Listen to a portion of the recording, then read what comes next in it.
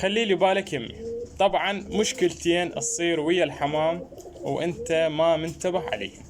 اول شي الريشة الميتة، الريشة الميتة اللي بجناح الطير احنا نقول عليها الريشة المعوقة. هاي شنو سببها او شلون تصير عندي هاي الحالة؟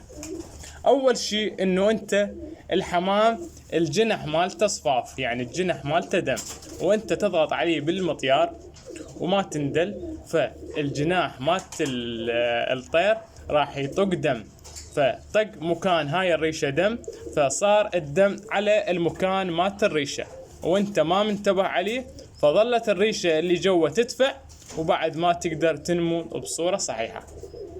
هاي المشكلة الأولى. المشكلة الثانية إنه مرات تشوف الحمام الجناح مالته قصير، يعني مو مثل الجناح الثاني، أو تقول متساويات.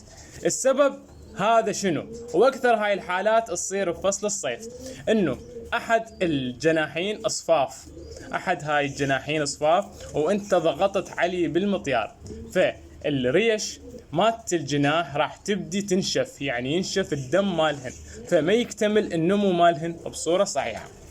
أريدك تركز لي على هاي الحالات حتى ما توقع بالأخطاء.